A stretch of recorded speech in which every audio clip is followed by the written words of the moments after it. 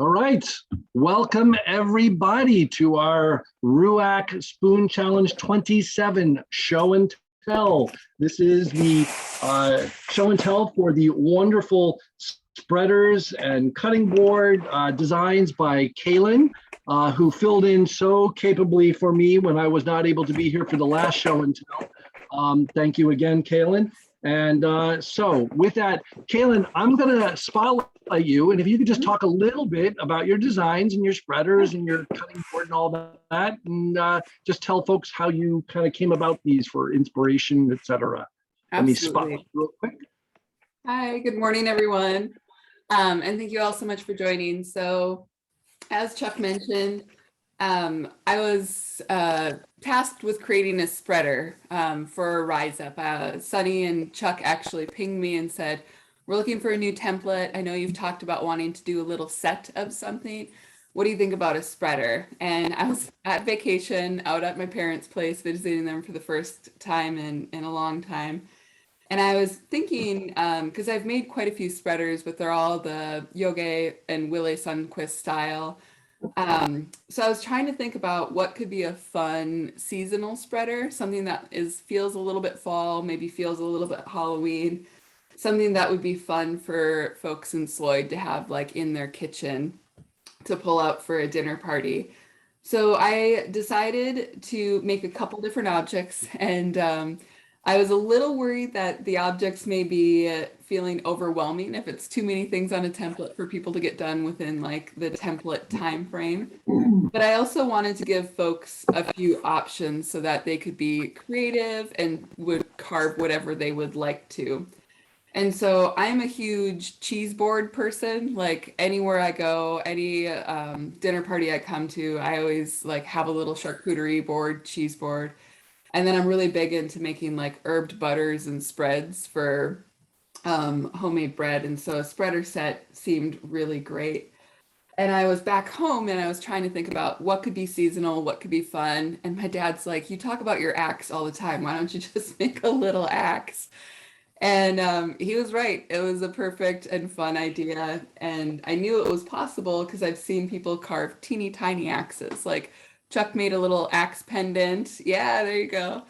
For the George Challenge for jewelry. And then Patrice and John have both made little tiny axes in the past. So I knew that it was a thing that could be done. And so this is the axe spreader, the original template design.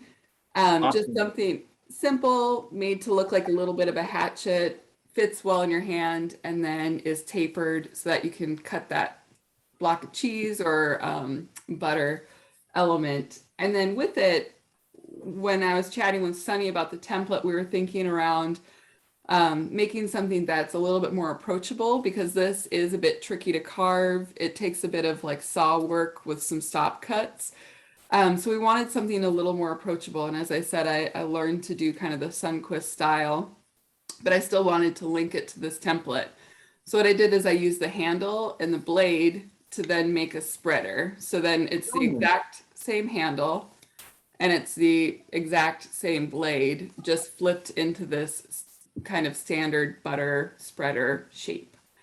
And to go with it, just in case anyone was adventurous enough, I made like a little butter board. So this one has that same axe blade reflected in the handle.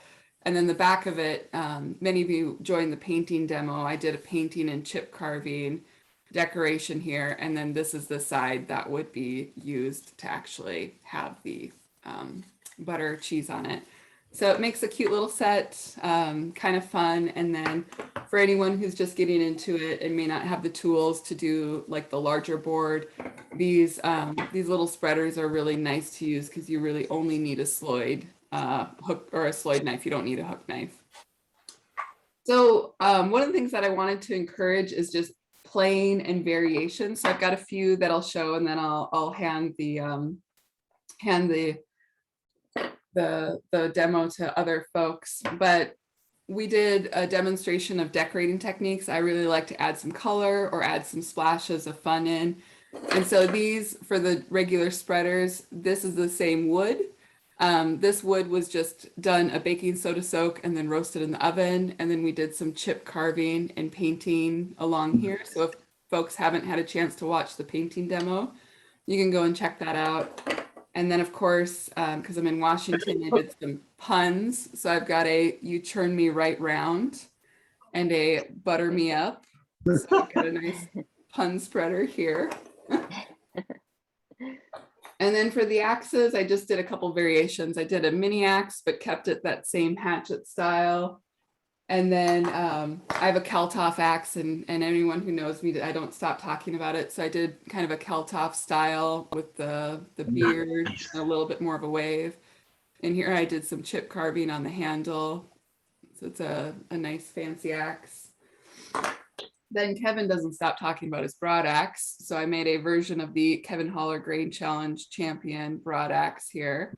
Nice. Did some painting on the handle. And then I looked up some ancient or historic axes in museums. And there's a mammoth, I'm not going to pronounce that right, but it's a Viking axe. And so I made this Viking axe and did coal rosing of the kind of engraved design that was on the blade of the axe here. And then this is all one piece of wood. And this is again that baking soda. And I used a paintbrush to apply it, and then coal rosed the pictographs into the blade. Very cool. Yeah, and this one's a little bit more of a funky style. So if you're looking for something, you don't have to stick directly to the template. And then a friend of mine, a good friend and an old roommate, she's a wildland firefighter. And she talks about her Pulaski as much as I talk about my carving axe. And so I made a Pulaski, which typically has a red axe head on it with a little hook blade here. And then I used just a couple lighters to actually burn the wood, do a little relief carving here, and then burnish that burn mark into a really Very smooth cool. axe. So that one is pretty fun as well. And then as it is Halloween, I took Patrice's cue and I worked on my first skull. So I've got a skull with some inset crossbones here, and I've got a little spider web. Gonna throw some bats on there soon. So happy Halloween, everyone. And I'm really excited to see what you did with this template. Thanks for That's showing up. awesome. So many cool variations there. That's really spectacular. And I'm completely remiss in having not mentioned your milk paint demo, which I've not had a chance to actually sit and watch yet. But I've heard wonderful things about it. So thank you for everything and so much that you've done over the last month and a half or so for RUAC. I really appreciate it. Yeah, it's been a lot of fun. And the milk paint demo, I think I enjoyed even more than carving this template. Awesome.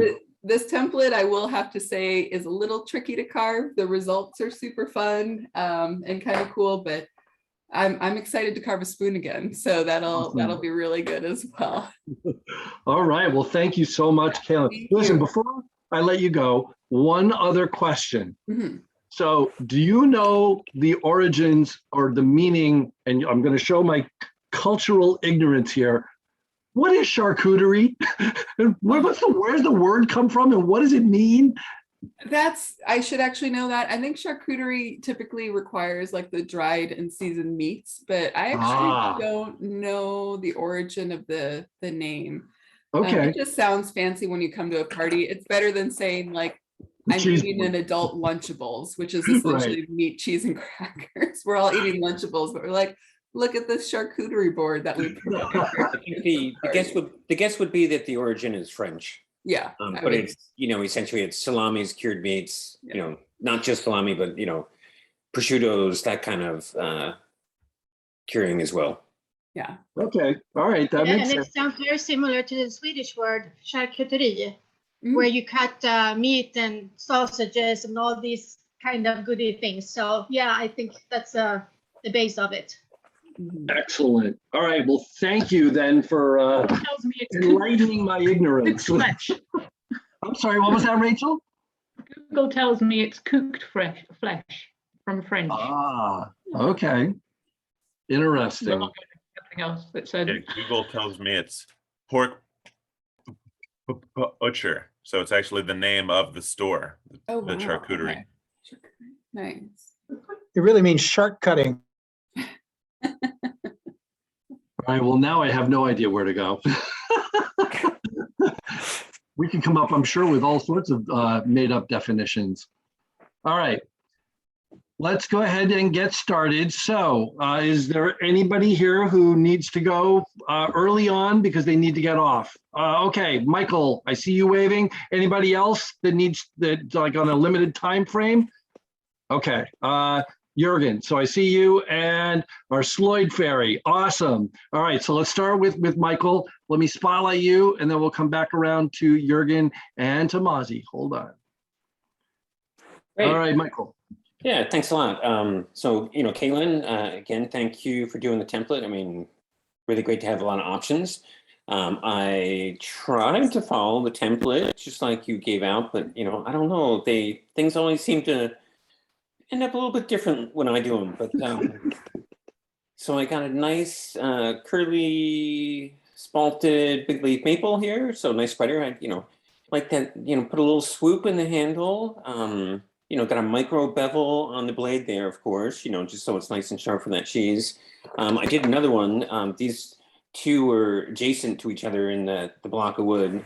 You can actually, if you line them up, you can sort of see how the salt lines, sort of go all the way through them. So these are really fun. And it's kind of like with the lefts. I don't like a package with an elbow. What's that? I think it's background noise. What I was saying, the 26 in this one, they are actually really good. I tend to do bigger spoons. So these are really great to do with the offsets. Sometimes I've been, Apologies, Michael, hold on one second. Could I ask everybody to mute? Because we're getting a lot of noise. Thanks. Yeah.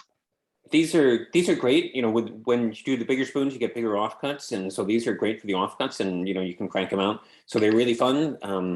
And then I did cut up a bunch of blanks, for the Seattle Spoon Club. And this guy, he was an escapee. He, did not want to go to the Spoon Club, but I found him and cut him up. But we had some nice, we came across some nice walnut. And so I did do, and I think this one I came pretty close to the template. So, but anyways, thanks again, Kaylyn. Super fun. That's phenomenal. And I always love it, Michael, because it's always like inspired by the template with a Michael spin on it, which is fun. And I wanted to give a huge shout out to Michael as well. He bandsawed a whole pack of blanks and brought it to in-person COVID safe spoon gathering. And so there's like walnut little axes and spreaders all over Seattle, Washington because of him. So thank you so much for that as well. Awesome. You always manage to get such really beautiful figured wood too. Well, that's where I'm headed today. I'm headed down to Portland to go see Wade Juju. Hopefully get another load of it. But yeah, if you need some, just let me know, knife handles or something. I tend to have a lot. I have a fair amount of wood. What I don't have is enough time to carve it. Yeah, right. Yeah. But thank you so much for the offer. All right, I'm going to remove the spotlight and go back out to the gallery so that I can find Jurgen. There you are. Let me spotlight you, Jurgen. Thanks, Michael. And Jurgen, take it away. Okay, great. All right. Yeah, so I didn't have a lot of time. I didn't do all the many things like Caitlin did, but I was able to get one of the spreaders done. I was almost doing two. You'll see when I posted it. I did one that was sort of finished out that looked like it had a blade sticking out of the handle, and then my wife said it's way too thick and clunky, so I changed it up and then moved it into more something like this one. Wow. Wow, beautiful chip carving. Yeah, so took a little bit of Oh, wow. Very nice. yeah, so the chip carving took a bit of the time, so I can imagine. yeah, so I wanted to try. I've seen some people do some really fancy.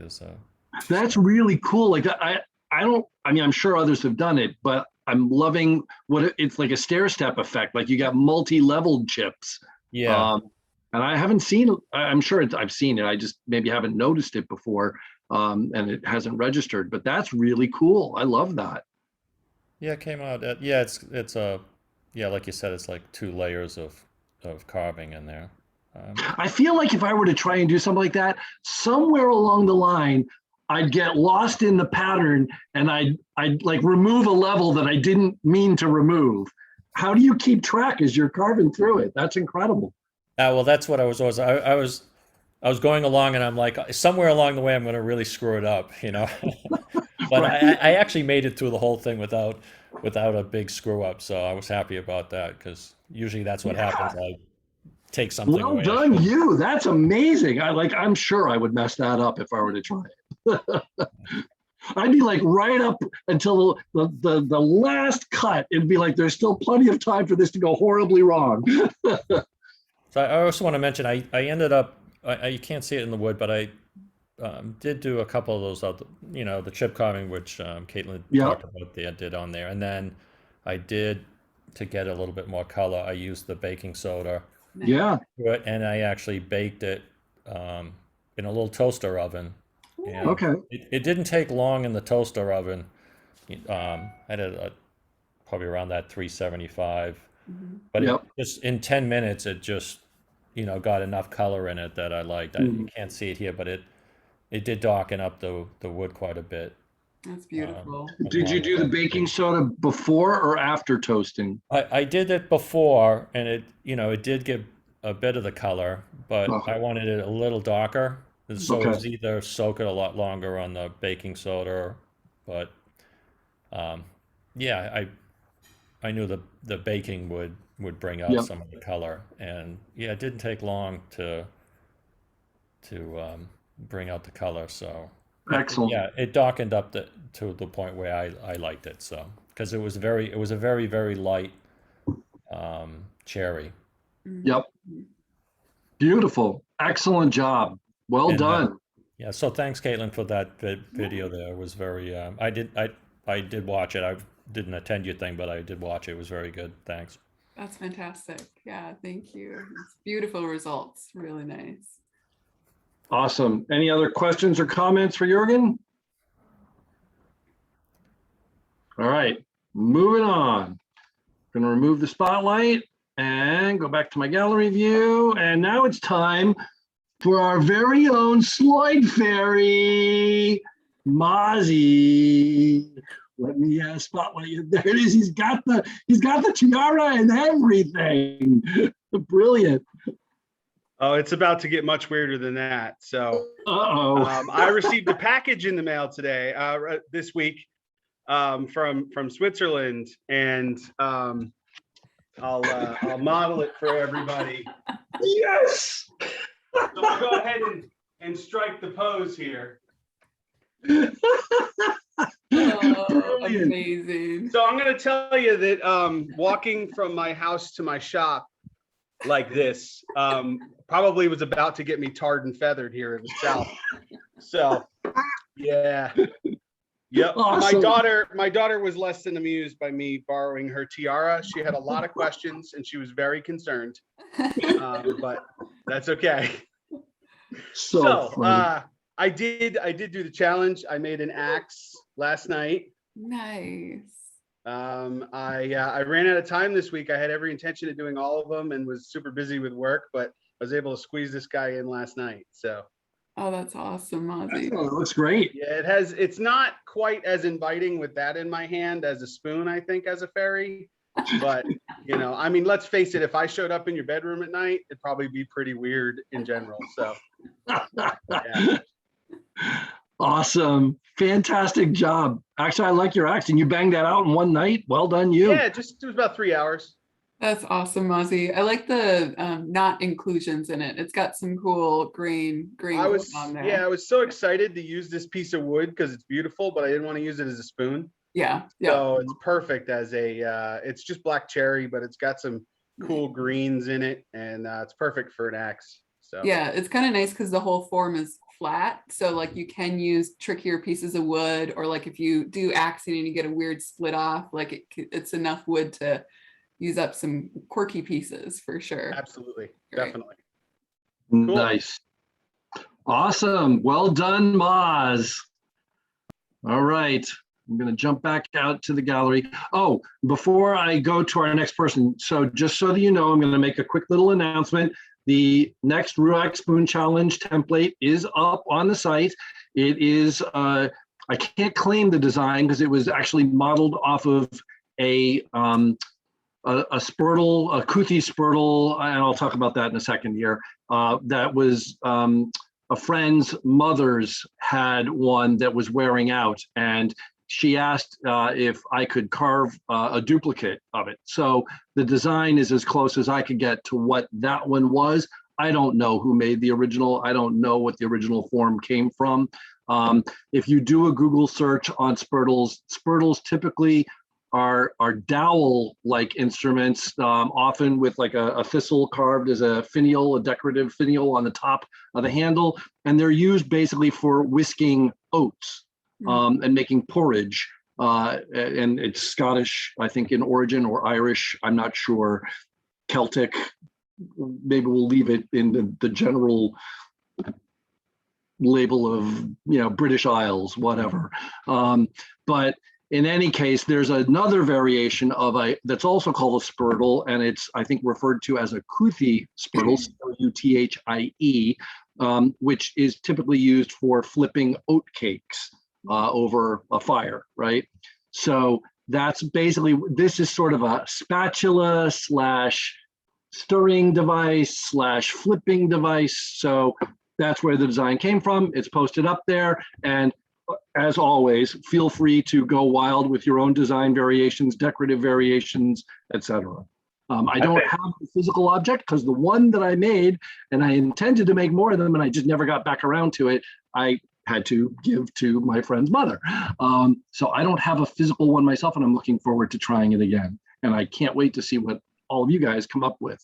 I think Spurtles must make the. I think Spurtles must make the rounds on like the television shopping channels every once in a while, because I get suggestions that I should carve Spurtles, and they seem to come in waves.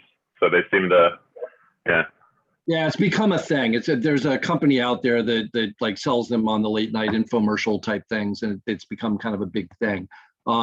So anyway, the challenge with this, of course, is similar to when we did the Pi server, is going to be the fact that you've got this broad, flat surface that's curved in just about every dimension except for the flatness aspect of it. So it might be tricky if you don't have a draw knife, which makes it a lot easier, but it can be done. The first one that I did, that one that I did originally, and there are pictures of it way back in my feed somewhere. I'll post them along with the template when I make a post about it. But it was done with a Sloyd knife, axe, and no draw knife. So it can be done. It just might be a challenge. All right. So with that, let's move along. Who would like to go next? Show of hands, please. Wave and let me know. All right, Isaac. Let me get you spotlighted.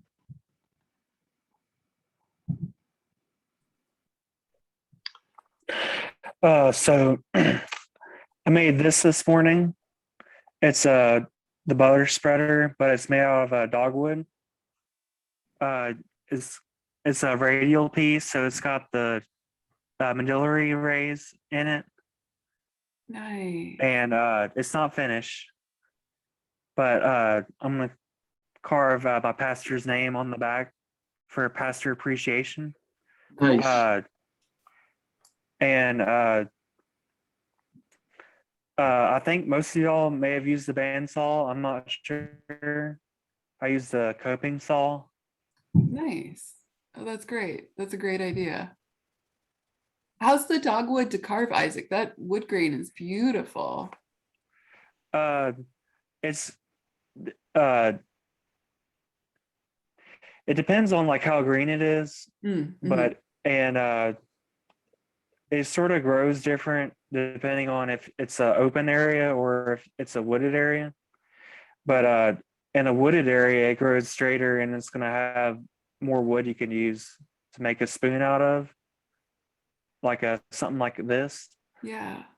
But I found that lengthening the bevel on my axe, the way that Willie Sunquist and his son do.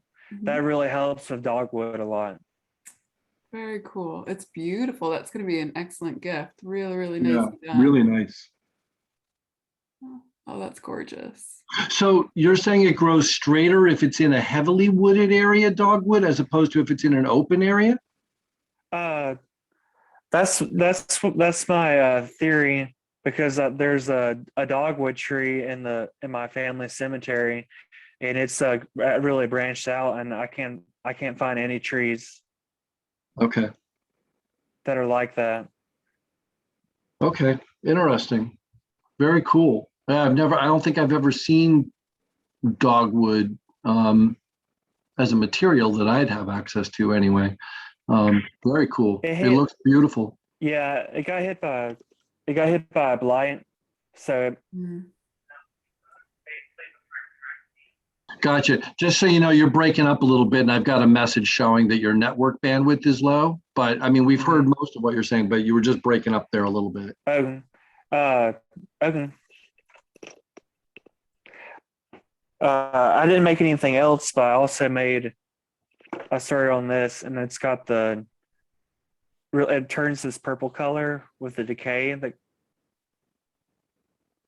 Oh, wow. Oh, cool. Yeah. Very cool.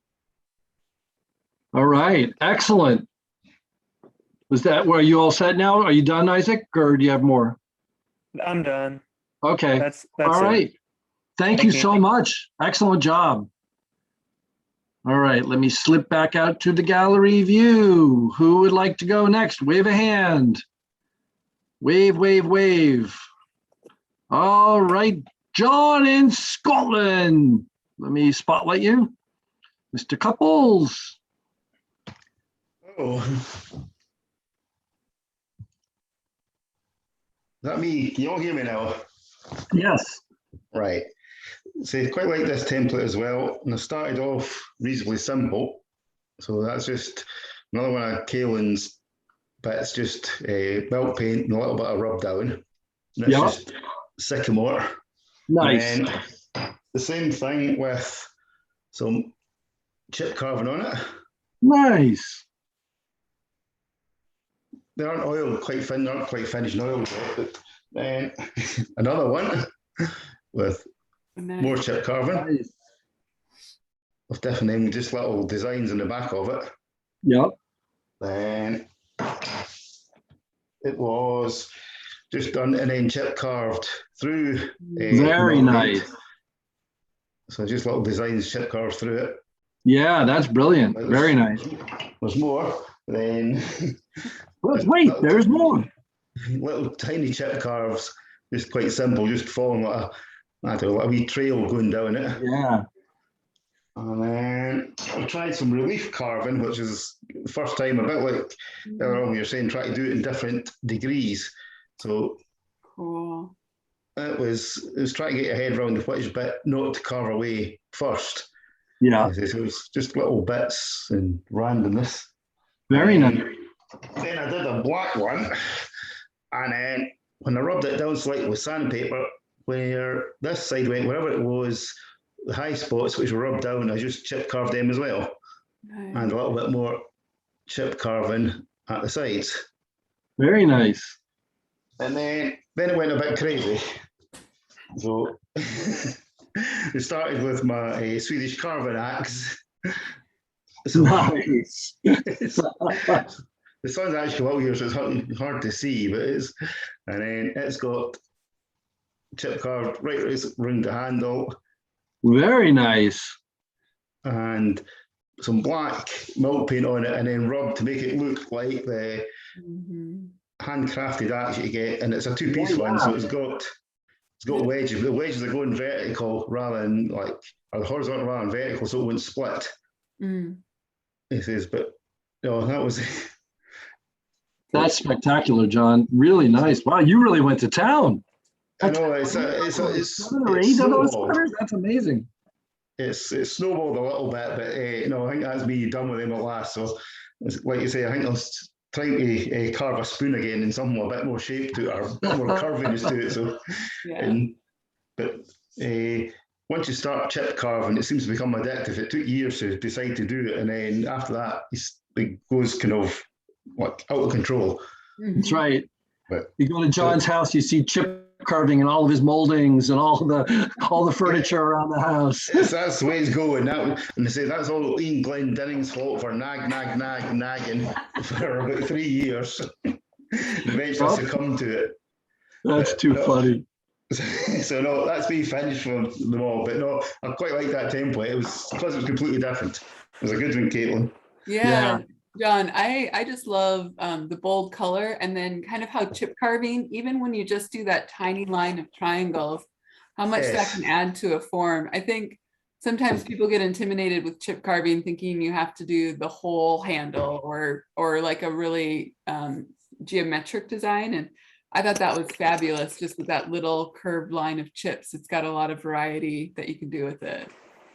Well, I find with geometric ones, unless you're really accurate, they look a bit naff. So if you just do it random, then it's random then. Yeah. And I found it's actually, you get a little bit more chip carving through the paint rather than painting afterwards.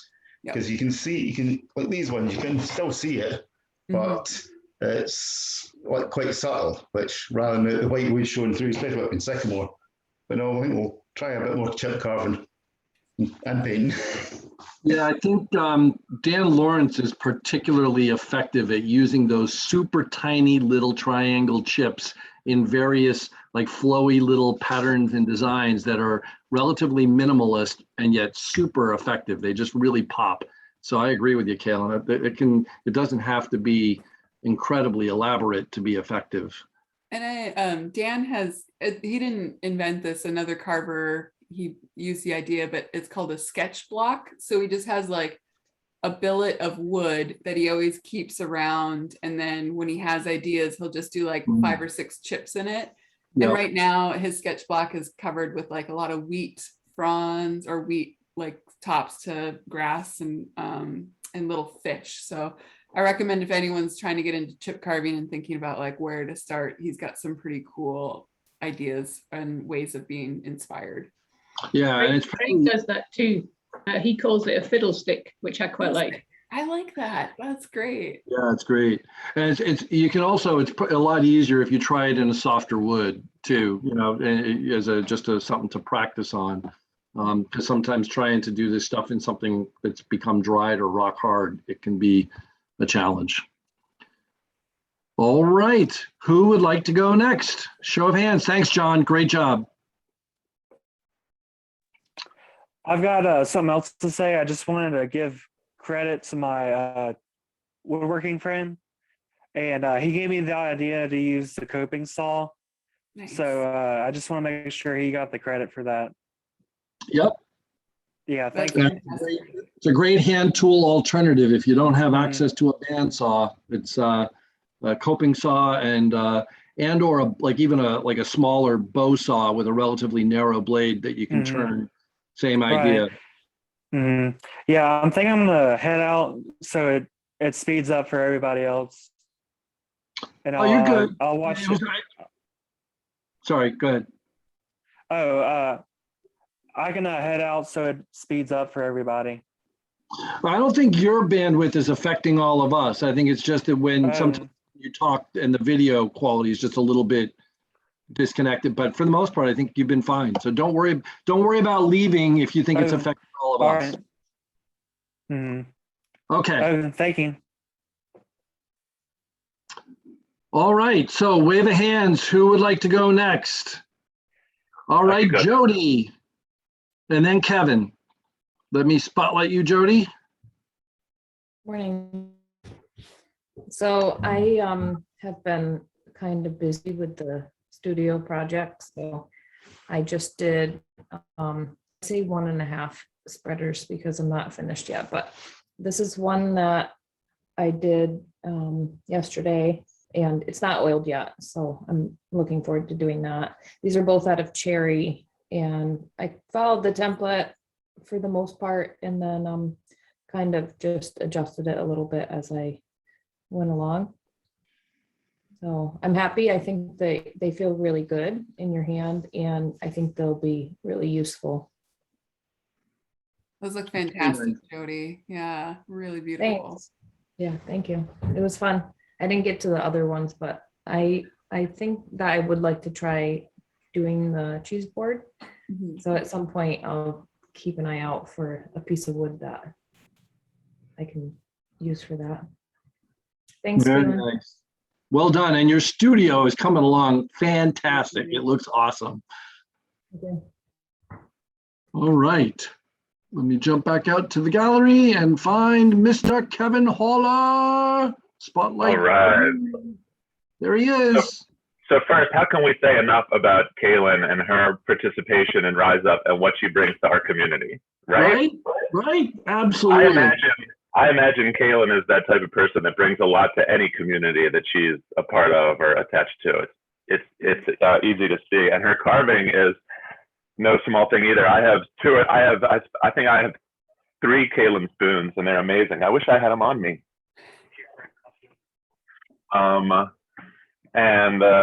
She chip carves, she slices, she dices, carves, she paints, she does everything, and she's always willing to teach those skills to other people. And right from the beginning, I teased Kaylyn because she was always talking about how she was new to spoon carving. She brings out how she is new to spoon carving every time you talk to her. And right from the beginning, it was obvious that she is not new to spoon carving, that she's an imposter. Her name isn't Kaylyn. She's an accomplished carver who created a new spoon carver identity so that she could get all these accolades. Oh my God, you're so great for being new, but we're on to Kaylyn. So I wanted to participate. October is a hard month because I do lots of Halloween stuff and I'm always, behind the deadline. But I wanted to participate because Kaylyn's awesome and I wanted to show support for her template, and she did such awesome things, and I love axes. I have a lot of axes, not a lot of carving axes. I do have a broad axe, which I may or may not carry around with me and bring into stores, travel with as a comfort blanket, keep in the back of my truck. I acquired this broad axe right after I started on Rise Up last year. So in my mind, or I guess 2 years ago now. So in my mind, the two are somewhat linked. So Kaylyn made a broad axe. She sent me, she texted me and asked me for images of an axe, and I sent her this one. This one was actually also part of I think the first ever KH Grain Challenge prize package, which I won. So I was thrilled to win this broad axe for the KH Grain Challenge. So all I had time to do was my own version of this broad axe. So I carved this last night at the Friday night carving party, and I fell in love with this object instantly. I'm going to carry it around in the breast pocket of my shirt. I'm going to use it for all sorts of things. I did try to capture the details, so it has the lugs, it has the ears that are on the broad axe, it has the swept back handle, it actually is offset, so you don't hit your hands on things when you're queuing your cheese. And actually it's a broad axe. It actually has one broad surface and one curved surface, just like the original. So possibly now my kids will be happy. I don't have to carry this thing around all the time. I can just carry this one around. But it's amazing to me how quickly I became attached to this thing and how quickly I became enamored with it. Every time I carve small things, I'm like, why don't I just carve small things all the time? Yeah. Small things are so awesome. But I think when your daughter starts dating, if she hasn't already, I want to see you answer the door holding that broad axe when the boyfriend comes knocking. It's a great idea. I should shave with it. I should get a shaving edge on it. That'd be great. Yeah, I'm really excited to embarrass my kids. I'm already really good at it, and I plan to have a lot of it in the future. That's awesome.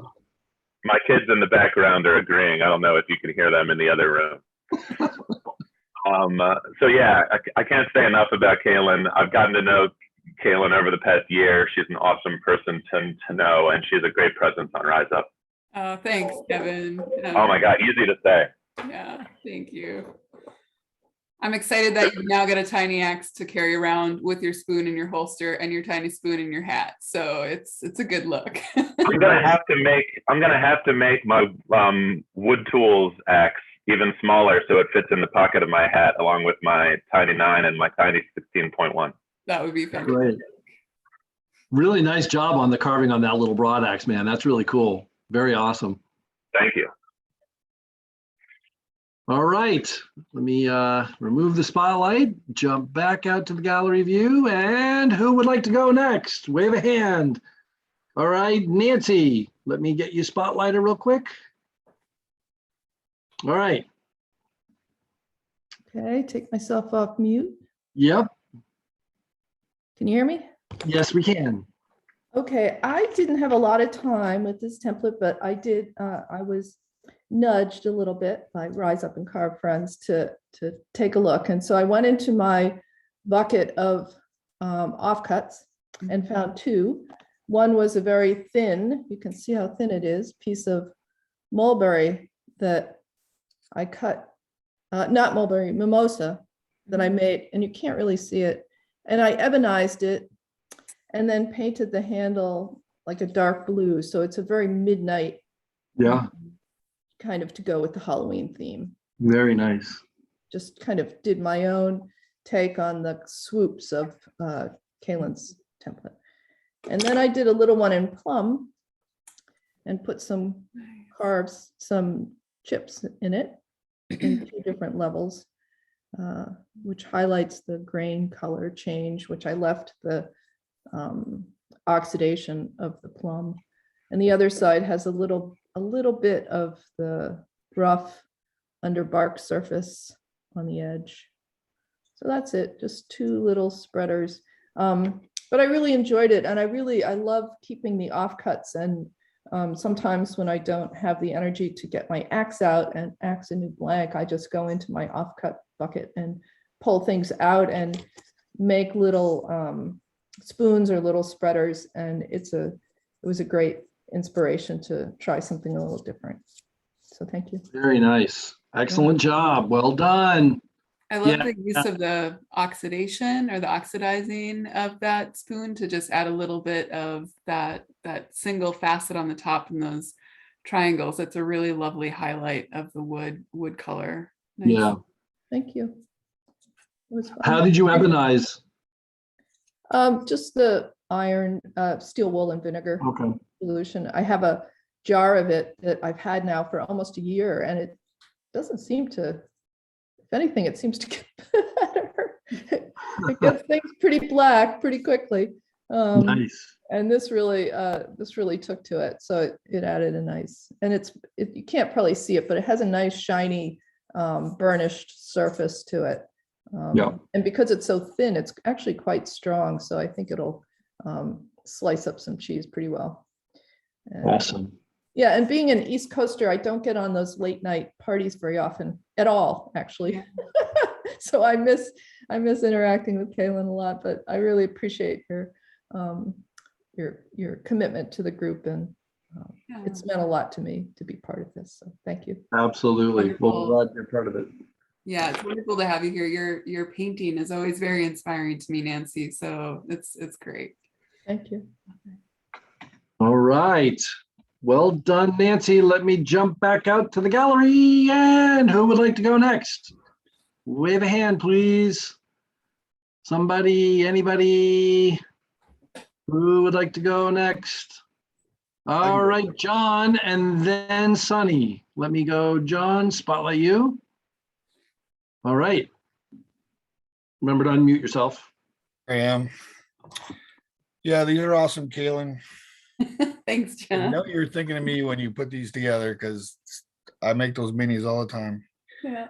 So mine are both black walnut, and my light is so terrible. But the shape, I just love the shape. It's just it's almost medieval to me. It's kind of, I don't know, Scandinavian of some kind. So I put chip carving there, and it's nice. It's supposed to be pink, or not pink, but red, but you can't see it. So when I take pictures, it'll look much better. Nice. I like So the this is black the walnut stroke to it.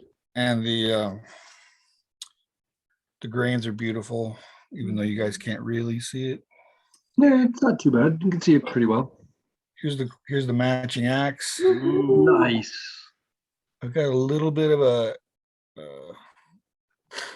coal rosing in there that you can Yeah, barely. yeah. There you go. This really blends in. It's beautiful in normal light, and then I made this, and it's still wet as my cheese board. It looks fantastic. That's amazing. So I may cut the corners off and shape it a little bit better, but it's basically wet at this point. What kind of wood? Sanding it. I don't know, but it's really soft. I wish I did know. It's probably really obvious. Not to me. It's got really nice grains, and it's got it's a little muddied with all the sanding I did, but there's quite a clash. So no, it works well because the pattern's dark. Your implements are dark, so it works. Yeah. So that was really, really fun, Kaylyn. It was fun carving it with you. Yeah. And how you add a lot to this community. We really appreciate you. Oh, absolutely. Thanks for the tiny axe inspiration, John. I was going to go grab them and show you a couple, but they're all the way upstairs. So next time. All right. Excellent job, John. Well done. Thank you. All right. Let me drop back out. And Sunny, we said you were going to go next, right? Let me spotlight you. Hello, everyone. So I only did the spreaders, and I know that's pretty lame considering I encouraged Kaylyn to do the cutting board and everything else. Oh, that's it. I'm kicking you off. So it's really lame, Sonny. It's really lame. This was the first one I started, and I was trying to get this heartwood sapwood split right down the middle. Oh, wow. And it was tricky because the log is curving at the same time, and the wood was not ideal. It was a scrap. But I got the first one done, and I was like, okay, I got to do a better job of getting these facets clean and straight. So second one is much more perfectly straight with decent facets. And, nice. These are all black walnut, of course, and these last two are pretty wet because I just made them yesterday. But they have nicer facets, cleaner cuts. Really nice. Straighter pieces of wood. So nice job. I love that shape, Sonny. That shape is awesome. Yeah, it really is. Yeah, and it kind of tapers down to a fat 1/16 of an inch at the edge. So I think it'll work as good as a spreader. It's funny because I have so many wooden implements in our house, but we use a lot of wooden spoons, but we don't have any wooden spreaders. So a couple of these need to make their way upstairs and be put into regular use so we can have them here in the house. That's fantastic. Yeah, thanks again for everyone's participation and attention. It's kind of what makes the group fun is having people around who are there doing the same crazy thing you're doing. So thanks again to everyone. Yeah, and thank you again, Sunny, for the help on the template. It was fantastic, and you did an excellent job. Absolutely. Sunny, you definitely get an MVP award for all you do for the website and for our templates and everything. Thank you so much. My perspective is there would be templates without me because I don't, kind of make these up from scratch. I just try to make them kind of look the same so that, and put them in a place where everyone can find them. So, yeah, no, you do a great job at it. So thank you so much. Yep. Thanks, everyone. Have a good day. All right. Yeah, it's funny, spreaders, like a lot of people, I know like a lot of people when they're teaching, like they'll start with spreaders before you go to spoons and stuff like that. And somehow spreaders is something that I've not yet carved a spreader that I'm happy with. And so I don't know why, but I've tended to avoid doing spreaders, and I'm not sure what it is. I have one that I should have brought down. I was going to make a joke about having, used a time machine to travel forward to RUAC Spoon Challenge 27 when I carved it 2 years ago. But I made it enormous. It's like the handle's like this long, and It's almost more like a cake icing spreader type of a thing, which is actually pretty good. Maybe I'll run up and grab it at some point and show it. But other than that one, I don't know. I've just not gotten on with spreaders. I can't, there's so many cool ones out there, and I just can't seem to come up with something that I like. And so anyway, me and spreaders just haven't gotten along so far. We eat a lot of toast in our house, and then we've got like our butter is in a really nice ceramic. I always end up using a butter knife instead.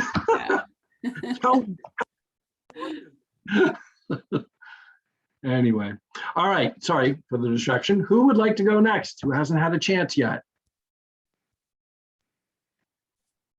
Wave the hands. All right, Patrice, and then Oren. Let me spotlight you, Patrice.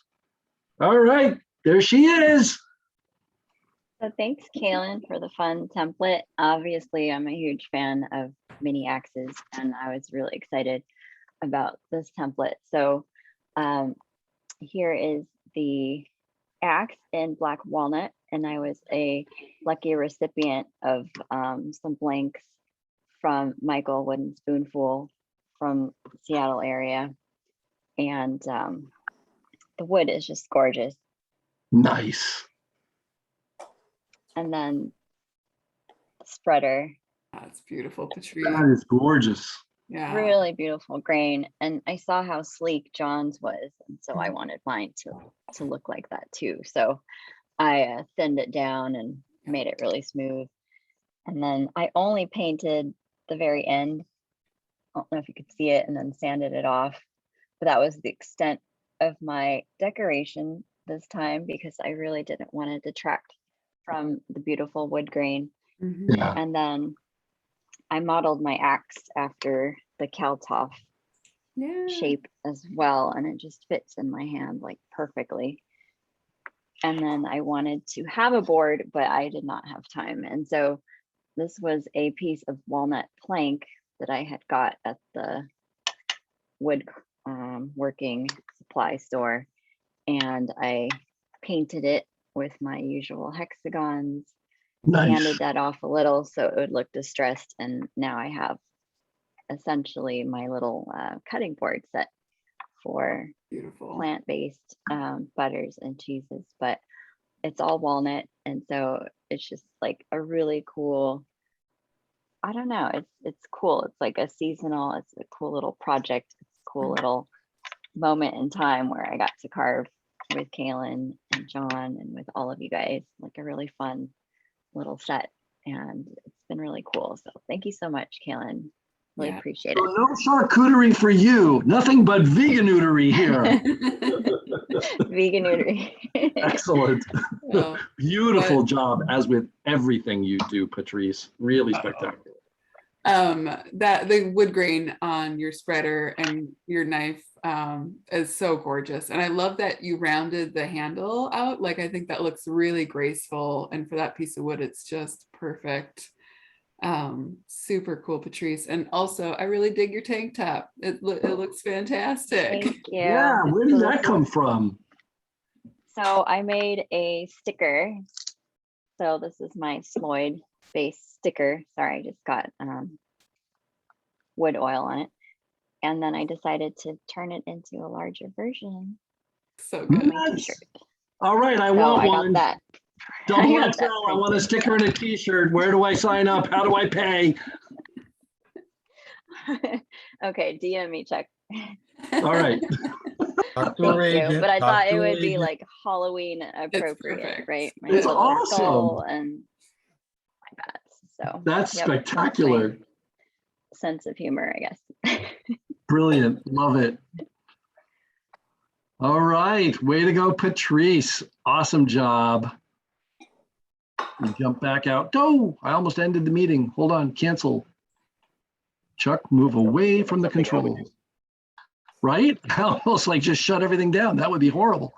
All right. Here we go.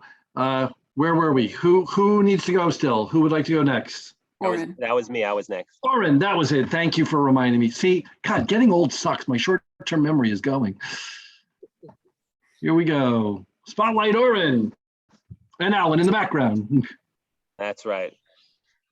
Well, I think this was probably my favorite template so far. I didn't realize this was what I was missing in my life. I think whoever has one of these now really feels that way. So I made a little axing. That's phenomenal. I put a little thick wedge in here because I wasn't gonna pound it in every time, and I dug in a little bit of an undercut so it kind of locks in underneath. Cool. But don't put it in after you spread because it just gets hummus right into the crack. Doesn't age well. So I did mine in a design of my favorite Julia Kalthoff axe. I like to make things difficult for myself, so I had to make it obviously 2 pieces with a little wedge and a nice little snug fit. The handle I made from LaQuat. I feel the color after it gets a little bit of patina on it resembles the color of the handle of the axe, and the head is needed to be the hardest wood I have, and this is almond. Nice. It's dark and hard like steel. I could probably get a good edge on it and probably carve a spoon with it. Maybe I should try that. I'm not shaving alone. Anyhow, I think this is going to be a big hit every spoon class now. I'll have this to spread Judy's spreads. So thank you very much, Kaylyn. I have been working on the cutting board, and as usual, I've been trying to do something that's a little bit too much, and I did not make it in time because of Halloween, obviously. So I will finish it up, and I'll share my cutting board as well soon. That's phenomenal. I absolutely love the mini axe block. Like, how fun is that? And I saw your photos this morning with the hummus and having it just setting out with food. It looks so good. And your axes, spot on. I think my axes, they look like cartoon axes, and yours is like, it's a Kalthoff. Like, it's so great. Look at it from far. Yeah, It really I love is. it. Absolutely spectacular. As with freaking everything you do, Oren, really well done. Happy Halloween also. Thank you. There's a snail on it, Oren. What's that? There's no snail on it. That's what I know. That's very observant of you. The snail is obviously on the cutting board. Ah, there we go. You can imagine why it's taking so long. Excellent. All right. Hurry a snail. Okay, now Alon has his to share. He's already on. Just the spreader. He's been working hard on Halloween, harder than me. So yeah, so he had backache, so I was carrying and moving everything in the yard, and so this I did only an hour ago. Oh, nice. It's like what? A little bit in baking soda. Baking soda, yeah. Nice. And that's beautiful. That's mine. Very cool. Very nice job, Alan. Really, really good. Thank you. And yeah, thank you. We have Alon, sorry. 4 legs. Good friend. The carving of a dog is incredible. So lifelike. All right.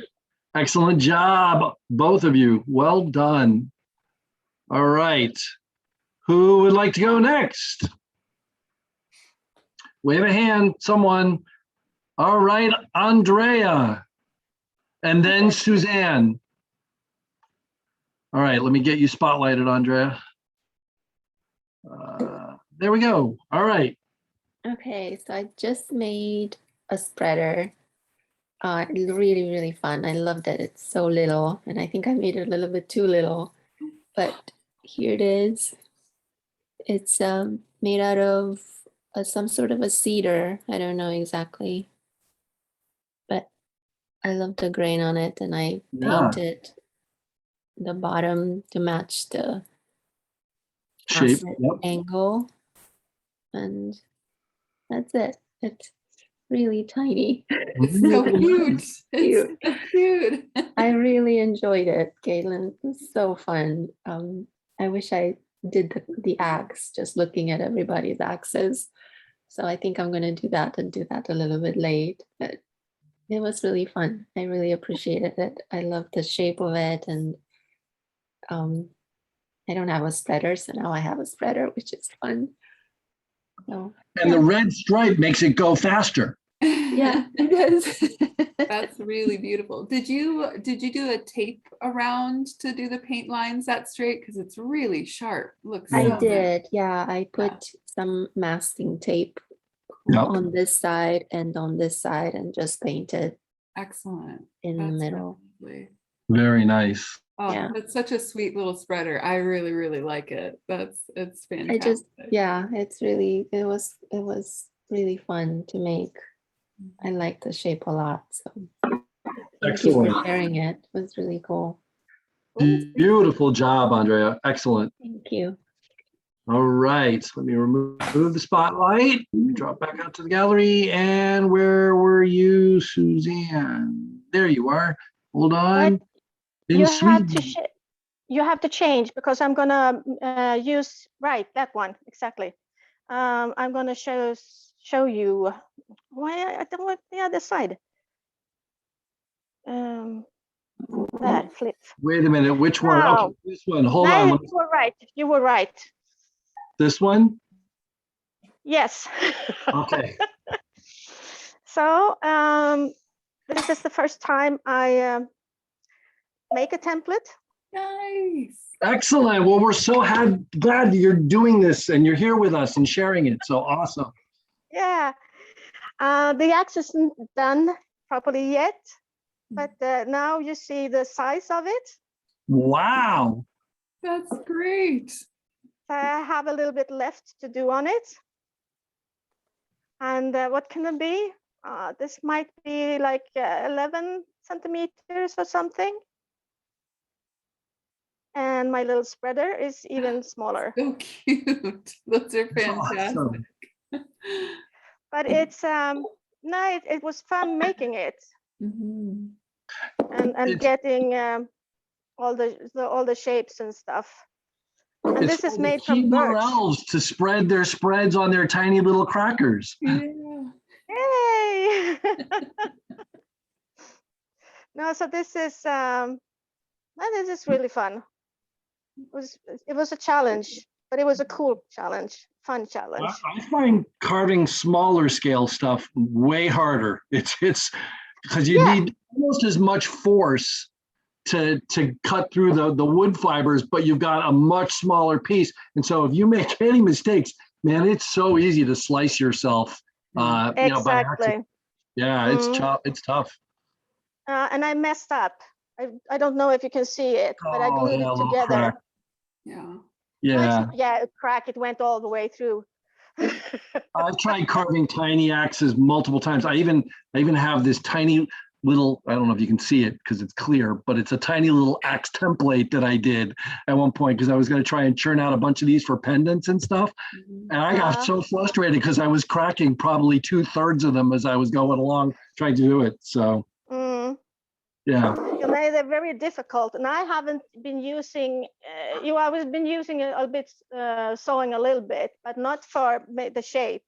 Yeah. So I've been only using my carving knife to get it proper. Yeah. That's impressive. Yeah. Really, really nice. That spreader is incredible. Really, really great job. Thank you. I have been carving it and working on it, and I'm the one that never leave a detail. I can work on details for how long as I want. Mm-hmm. You realize you could probably find a market for selling those for dollhouse collectors and charge twice as much as any regular spoon carver could charge for a full-size human version. Yeah, and I finished off with burnishing with my burnish stone. Excellent. Great shine on it. It's Yeah, very well done. soft. It's very soft. So now I'm satisfied with it, and I think I will do a larger scale that fits ordinary hands. Nice job. Excellent work. Thank you. All right. Thank you, Suzanne, and welcome. Really happy to have you with us. Thank you. All right. Who would like to go next? Who's not yet had a chance to share their work? Brad, I think, is waving. All right, Brad. Let me spotlight you. I'll All right, unmute our man from the north. All right, sorry guys, I'm disabled. I didn't participate in this one, but Chuck, I wanted to give some response to your. I've made a couple spreaders, and the one that I like most is this little one. It's cherry. It's only 5.5 inches long, but what makes it really work well is how. Can't raise my other hand. Sorry. How thin it is. It's very, very knife-like, and if you use a really hard wood, I want to make this template out of sugar maple. Yeah. Where I have a really hard wood or hop hornbeam or something where I can make the axe and the knife edge really thin so they work well. But this, I mean, you can spread things with the, I don't know, with a stick. This was made from a cutoff that was on the floor of my shop maybe 4 or 5 years ago when I, axed out a radial spoon blank. Yep. But I think the thinness, if you get a hard enough wood, the thinness will really help you like them more. Oh, here, I guess my shirt, you can see it's pretty knife-like. Yeah. That's fantastic, Brad. That's beautiful. I've been so tempted at times when I've tried doing them when I've been trying to get them thin like that, to just go out and take them onto the belt sander. The belt sander, yeah. It's just like, screw it. I'm taking it to the belt sander. Yeah. Well, I'm sorry that I didn't get to do this one. I had a long laundry list of things I had to do as a 2-armed person. And I probably won't be able to actually carve things till maybe January or late. Oh, wow. Whatever. So yeah, I'm gonna be a 3-legged animal for a while. Yeah. Well, you do what you got to do to get healthy again. Don't push it. Just want to check in, say hi. Awesome. Brad, yeah. Heal well. Yes. All right. Who else has some carving for template 27 to share? Who hasn't gone yet? Anybody? Anybody else? Going once? Going twice? Well, we've got John. Up. John, there we go. Let me spotlight you real quick.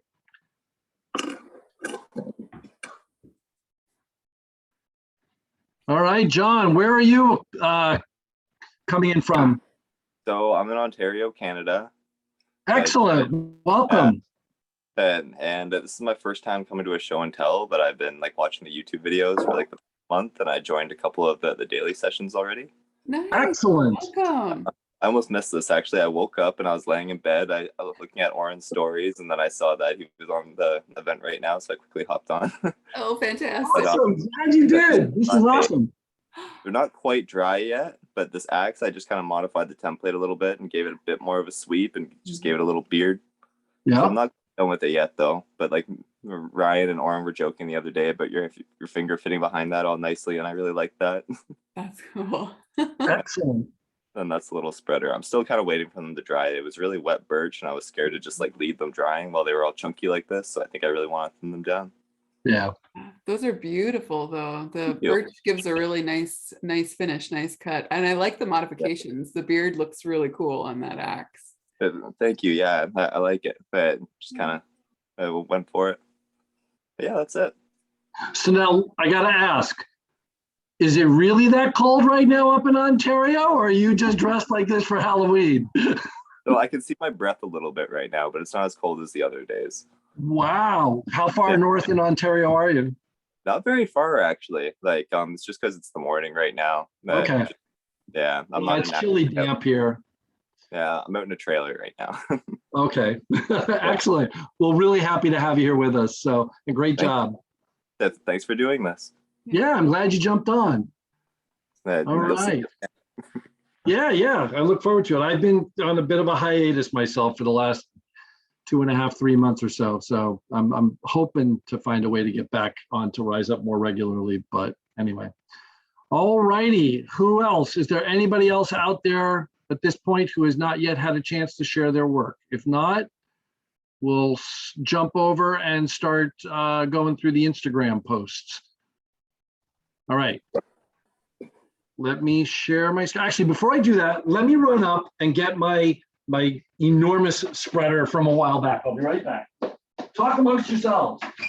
I've got a question for everybody. So why do you use like that shape? Because last month at our spoon meeting, obviously I forgot a knife. So I made just from Alder. And it's similar. It is like a butter knife.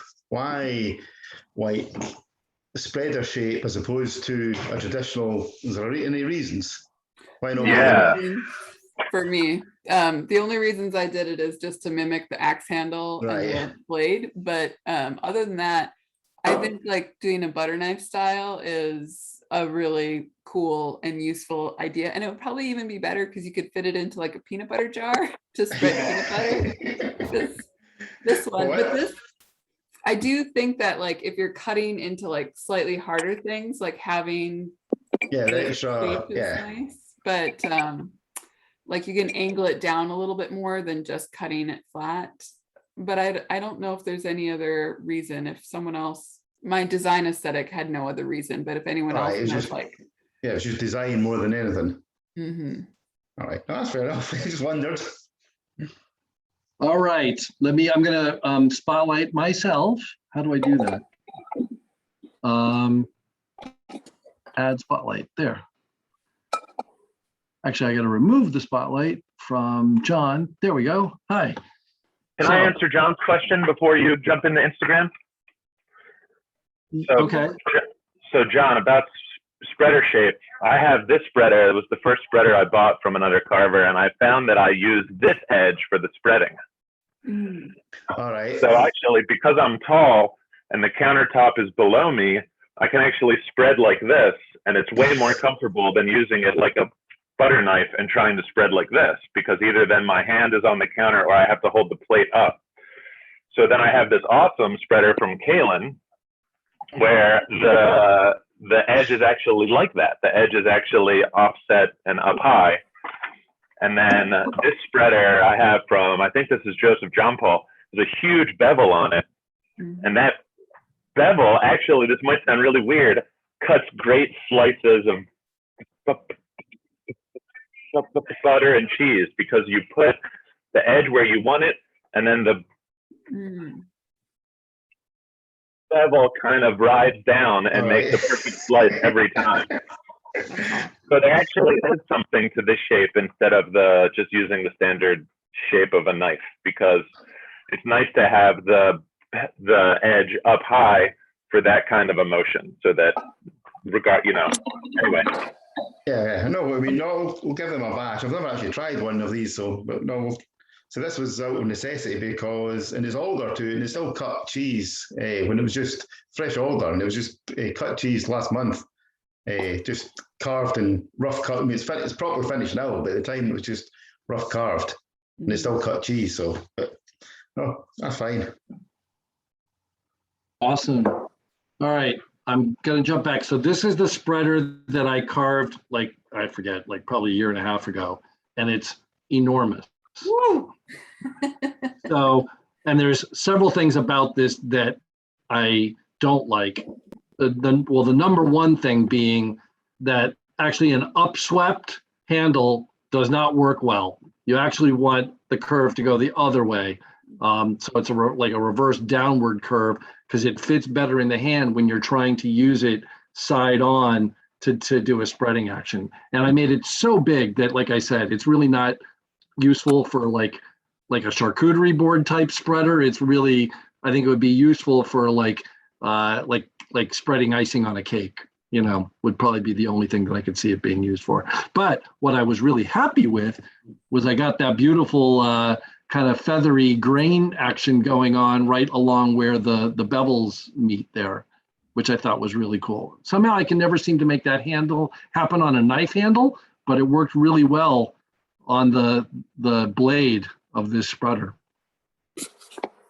So that feather effect, I guess, is what they refer to it as. All right, let me remove the spotlight. So that was my my Back to the Future spreader. All right, So let me share my screen and we can jump into the Instagram world. Boom. There we go. Are you guys able to see my screen yet? Nope. Share. There we go. Are you able to see my screen now? Yeah. Okay, I'm going to go down to the bottom and we'll work our way back up to the top.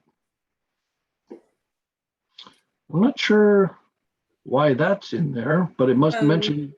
Yeah, it was mentioned as an optional next template Ah, okay. because it's a really cool historic spoon. Well, that is cool. So, all right, just real quick, so everybody knows, here's what we've got on deck right now, so that you're aware of what's coming down the pike for templates. So RUAC Spoon Challenge 28 is posted. It's a Kuthi Spurtle, as I talked about a little bit earlier. The challenge there is going to be, again, a wide flat surface. It's sort of a spatula slash, so it can be used for flipping, for turning, for stirring. Anyway, that's what that's about. The next template after that is going to be our own Rachel. Has got a template coming down the pike for a Rachel spoon. So really excited about that. And then after that is going to be Matt has a spoon template that he's going to be offering that is this is Matt from Maryland, is going to be offering a template that is based on a historical find. So I don't know anything more about it than that, but he was real excited about it. And so that'll be coming, I think, in January. Rachel's spoon template will be going up on the 20th, which is when we'll be doing the show and tell for Challenge 28. And then we'll be doing Rachel's show and tell. I forget what the date is. Is Rachel, are you still on here? I'd have to go and look. I think it's the first Saturday in December. Yeah, that sounds about right. Hold on, let me go look at my notes to see what I had. Actually, no, it's the second. It's the second one. It's the 11th of December. It's the 11th of December, and then January 8th will be the show and tell for Matt Palis's. It's a Vasa historical Swedish treen, and then after that, if Oren is still on here, Oren has a chicken scoop that we're going to be trying a template for. So that's in January. That's all the templates right now that I have on deck. If anybody is interested in offering up a template for a challenge, we're more than happy. Just reach out to me. I will add you into my list and we'll start filling in for next winter and spring. Okay. All righty, let's go ahead. So there's our template. Thank you again, Kaylyn, for the wonderful template. Folks have really had a lot of fun with it. I'm not sure what that was. Oh, this was the show and tell, I think, from the last time. So for 26. Yeah, it was from 26, but I wrote wrong. So now I corrected it. No worries. Okay. Oop, going the wrong way. Got to go the other way. No, wait a minute. Did I go the right way? No, I'm confused. That's the announcement. All right, here we go. From Jeff Fryette. Wow, look at that wood. That is spectacular. Oh, and by the way, you can unmute yourselves at this point if you want. Feel free to pipe up and comment, say anything you want. Jeff's been doing a lot of awesome stuff. Yeah, he's really spectacular. I don't know if he carves a ton or just started posting everything he carves, but all of a sudden it feels like he's carving like 6 things a day. Yeah, I was really bummed that I didn't get to be on for that one. Again, thank you, Kaylyn, for jumping in on the host spot. The New Zealand lockdown helped. Mm-hmm.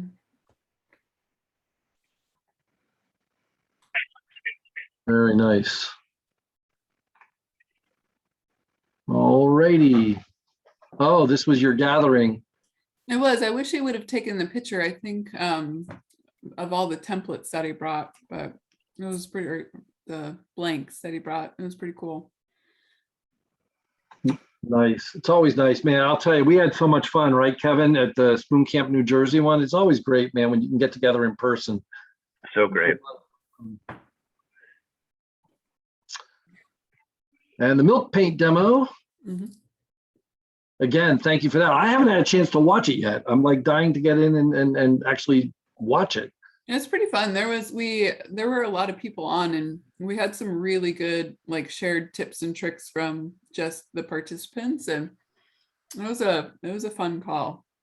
That's awesome. You know, that actually is maybe not a bad idea. Like, I mean, I know you were sort of demoing and sort of leading it, and it's probably good to have a particular topic, but maybe we should consider trying to do, I think we have talked about in the past doing like, you know, the idea, again, I guess it takes somebody to actually drive it and make it happen. So thank you for stepping up and doing that. But if anybody's got ideas for like specific sessions, not a show and tell session necessarily, or a demo, but a topic-based discussion session that, on some topic having to do with spoon carving, or craft in general, whatever it might be. I also, excuse me. Sorry about that. I've kind of thought it would be interesting to have a session just around, maybe it's too general, but craft philosophy, craft like the, and it could get, as long as people are cool and not, you know, about it. I think it would be really cool just to talk about various perspectives of craft versus art. What makes something art? What makes something craft? What the distinction even matter? What does it have an impact on you if you're a carver that sells? Does it have an impact on you in the marketplace when you're trying to sell your work? How you define it, how you talk about it, how you share it on social media. I think those would be some really interesting sorts of discussions to have. So send me a DM if you think that would be an interesting thing to do. And if I'm just kind of curious to throw that out there and see if anybody would have interest. Because I find them interesting, even though I don't sell and I'm not like, you know, a professional spoon carver. I'm just curious, you know, I always find those sorts of topics fascinating. All righty, sorry. Back to Jeff Ryett, and there, this must be the completed work. God, that wood is gorgeous.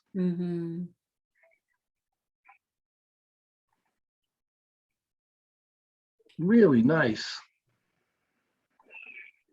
Did most people carve their axe versions as two pieces, like actually mortised and, you know, wedged together, or did they just do them from single pieces? I think most did it from single, but a few people were bold. It's cool. That's I think everyone probably had the idea, but only 3 people had the courage, right? I think John, Jeff, and Oren. Yeah. Wow. That's awesome. And I can't see who all is still on, but if anybody is still on that did that, say, Oren, are you still out there? How did you actually? This one is John Couples. Oh, and John, good, you're both here. I'm curious how you went about hollowing out the mortise on your axe heads. In my case, I drilled a small hole and then slowly made it bigger and bigger. My fear was I couldn't make it exactly the same ratio as with an axe because of the grain orientation. If I made it too small, the wedge would split it open. In steel, it's not going to give no matter how hard I pound it. And in any way, it's smaller. So I did make the hole a little bit smaller than I would if it was out of steel. Well, I just did the same. I drilled the hole and then opened it up, but I put the wedges horizontally so it wouldn't split it. So I thought if I put it like you would do it vertical, it would just split the wood in half. So it's not just drilled in, just as if you're fitting a normal axe handle. Really cool. That looks fantastic, John. Really nice job. I want to see the cheese wheels that John brings to a party. Right? Full on. Very cool.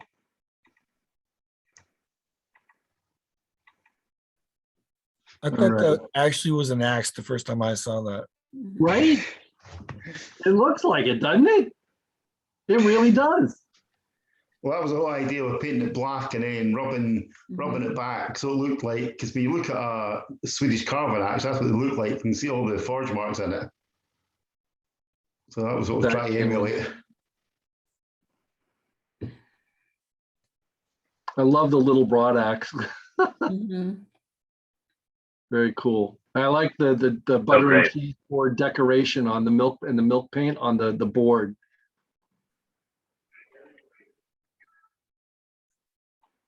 And then this has more of the painting result. So a lot of these were painted on the call.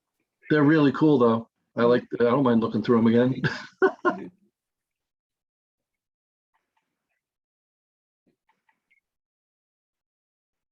I'm Very still nice. so embarrassed that I didn't clean my nails out from sharpening knives the day before. So gross. Sorry, Patrice, what was that? Oh, I was gonna say, if on I that didn't know first about that. picture, What's that? there are 5 axes, and that was what, like 2 weeks ago? It was 2 weeks ago. Last I've week? got She had 5 axes, but it's 2 weeks ago. Wow. 1 week into the template. I It's have just 11 amazing. axes. Now she has 11?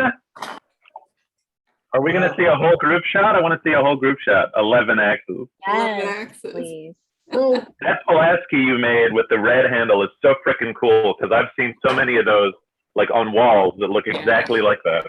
It's my favorite. And the burn marks, it just burnished like glass. It's so cool. I'm glad that it's going to a very good friend so that I can visit it at dinner parties in the future. Right? I totally get that. So I did not know about Kaylyn's milk paint demo. I mean, how are these things being announced? I had not heard about it until a week after it happened. Instagram usually. I didn't do the best at promoting it just because I was new to the Rise Up Instagram channel, but it's on YouTube, Brad, and yeah, there were announcements on the Rise Up Instagram. Yeah, the Rise Up Instagram is the best place. That's pretty much it. And unfortunately, like I can't. Oh, it's on the template too. I think that's one place, Brad, to look is anytime we have a scheduled demo, if it's associated with the template, it's printed on the template itself. So I think we did stories about it. We did. I know. Yeah, the thing about. Yeah, I think a lot of Instagram users, and Brad might be one of these, don't look at stories a lot, and the stories I think are where a lot of those kind of announcements happen. Yeah. But that's why I usually try to do a post as well. I thought we did one. Maybe we missed it. Maybe I did. Maybe we didn't. But it's I don't know. It's tough in an Instagram world because I'm kind of there with you, Brad. I miss a lot of stuff because I can't live in Instagram, right? I'm following a couple thousand people, and I missed probably 99% of the posts that people put up out there, especially lately because I just haven't had time. And now you get to play pop, so you miss a lot more. Yeah, exactly. It's tough without having like a push notification to like all of our membership. There's no other way around it. And then push notifications become problematic because people don't want to be bugged, so I wouldn't please don't consider my comment a complaint. It's more of a comment on my ability to use Instagram. Oh yeah, no, I get it. But I do feel bad. The good thing is at least it was recorded and it is out there on the YouTube channel. So, alrighty, moving on. Oh man, we should mention Rise Up in Cordage while we're talking about Instagram stuff. Oh, that's right. When is that happening? I don't think there's a schedule for it, but I think it's really cool that Rise Up is being used for an alterno craft. Oh, that was Chucha? Chucha was late. Chucha and Rachel and Suzanne and who else is in that group that's been doing that? Phil.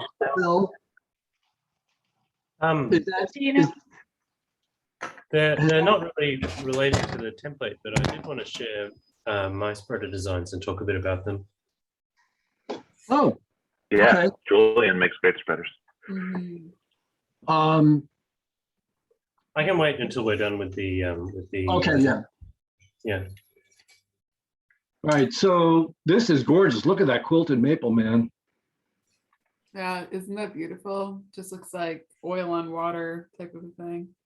You know, it's funny, like we talk a lot about, I know like there's a lot of folks in the spoon carving world that are like, you know, tool finished, you know, don't go the sandpaper route and all of that. But I love a lot of these smooth rounded forms that are, you know, more than likely done off of, you know, sanded forms as opposed to, you know, cut forms, etc. And they really are spectacular. If you're gonna feature curly grain like that, I feel like there's no other way to do it. It's miserable to carve that stuff green with Sloyd tools. It's not even it's not even that, but it's having a perfectly smooth finish like right. that. And then you see the right. Yeah. And then you see the grain so much more. Yeah. If it's perfectly polished like that. Yeah, and I know like I talked to Don a bit about, because he's been doing a lot of like using polishing paper on some of his spoons and the bowls especially to get an actual glass smooth you know, finish to it. And I gotta tell you, they really feel fantastic, you know, in terms of mouthfeel. So there is something to be said for that without a doubt. Moving on. Wow. That is gorgeous. Look at that chip carving. That's spectacular. Mm-hmm. That's beautiful. Oh, Beautiful. wow. Yeah, that's Coal rosing in there too. The lines, I think he coal rosed. Yeah. That's so cool.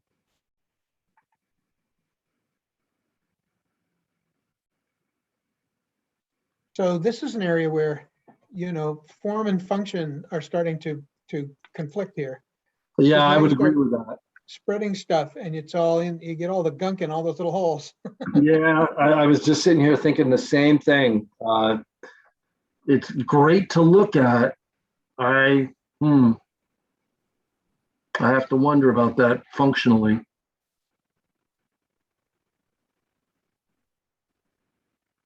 But it's a cool design. It's beautiful. Maybe it would work well for butter that's frozen. It would act like almost like a rasp. Yeah. Butter grater. Butter grater. There it is. I've never paid good money to see Jane Middleton do her wax or different inlay. I mean, when you carve that and then fill it with something, is there something you can fill it with that's durable enough that it becomes a washable surface that you could use? Epoxy, colored epoxy. Yeah. And a belt sander. Ducks for cover. But seriously, I mean, it would work. Of course it would work. Yeah. Anyway, it's very cool. Wow, that's the most amazing carved axe ever. It looks so really real. Looks like metal. Nice job, Warren. Oh wait, that is the real one. Your axe handle has beautiful patina on it, Oren. You can tell that you use it well. That's gorgeous. Yeah. And that frog mug is still my favorite of Right? your props / utilitarian pieces. It's so beautiful. Warren, are you left-handed? You know, with Oren too, it's just what he had on the table because his whole life is covered in beautiful Sloyd objects. Yeah. Right. It wasn't like he had to go out of his way to stage this. So I'm wondering if Warren is left-handed because I don't believe he is. Is he still here? That's gorgeous. But I think drinking out of that little frog mug, it's like, okay, you got to hold that in your left hand. Unless you use the frog as like a thumb holder. Put your thumb on the frog's head. So you can kind of wrap your thumb around the frog. You can work Oh, it. I see. And drink off the side that's down right now. Yeah, exactly. More That's of a what I would do. I would drink from about the 2/3 over mark, from right about there. Yeah. Very nice. Really, really cool. All right, moving on. This Kaylyn, God, she keeps showing up in here. I know, so many. I think that's just the repost of the earlier one. It'll be the same pictures. I give anyone who does like an actual business credit, who has to like constantly promote and figure out how to put photos. It's a lot of work. It really is. It takes a huge amount of time. Kevin messaged me once and he's like, "You're forgetting the hashtags on everything." And I'm like, "Oh my God, that's the most simple step." Well, it's like, I mean, for the first, like when Rise Up and Carve started, right? I was trying to do a post a day, like every day, at least one post. And I did that for probably about a year and a half. And then it kind of shifted to a post every couple days. And I like over these last 3 months, man, I feel like so bad. I feel like I've been posting nothing. And I have been posting nothing other than the real announcement types of posts. And I feel bad because our feed is, the Instagram feed is kind of stale at this point, but it is what it is. So if anybody wants to take over posting on the Rise Up and Carve Instagram feed, feel free. We did that at one point where we had folks take like a week and they would do a post a day.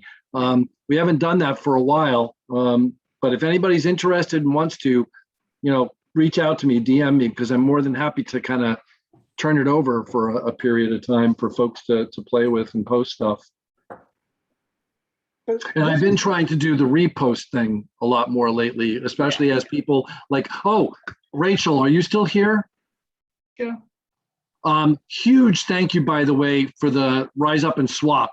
I meant to mention that earlier and I totally forgot, but that's been fantastic. I've been loving seeing everybody's posts as they receive their spoons.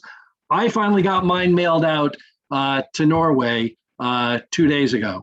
So they won't receive theirs potentially for a while. But if whoever my person you hit the deadline, you hit the deadline, Chuck. That's all exactly. I took it right up to the last minute, but I got it out there. Yeah, I got it.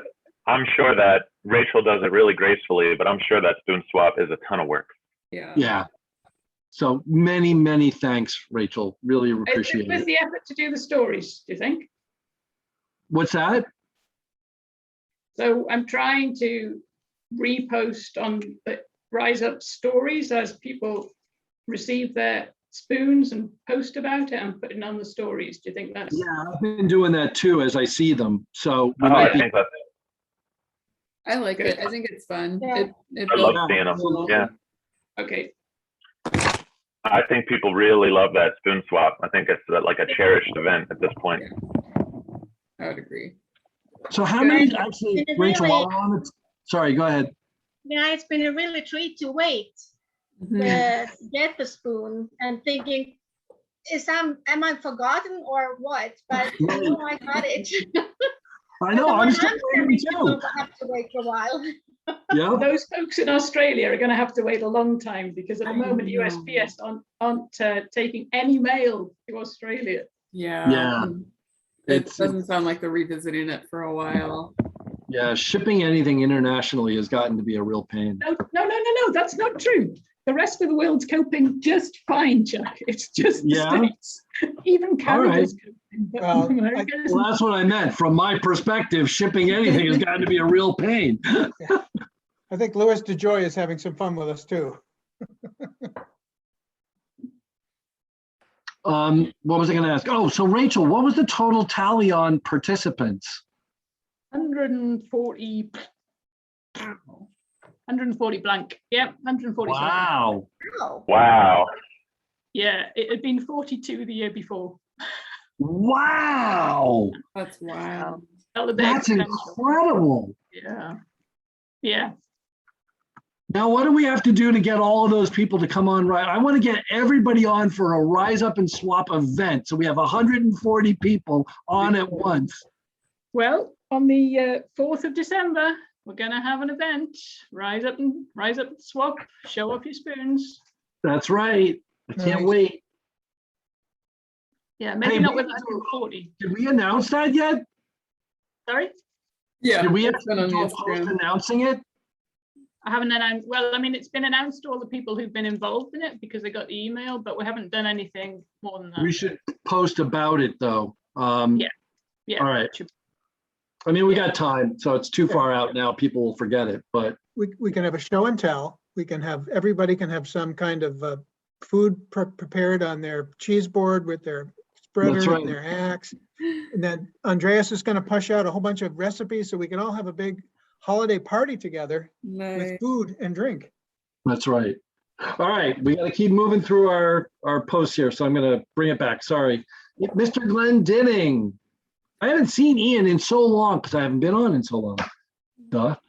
From time to time. I think he's away at market today, but we're having a meet up tomorrow, so hopefully we'll see him all tomorrow. Well, give him my best. Tell him I miss seeing him. Well, Ian's a regular in the mornings still. Yep. Yeah, he's on quite often. It's great. Love the spider web coal rosing. Really nice job. I love the way he starts slow with the templates. And then all of a sudden, yeah. And then it's just like, boom, here's my 15. His decorations are always so creative. Like I've never seen him do anything twice. Even on the same spoon, each side will be a little different. Yeah. He's super creative. Yeah, absolutely.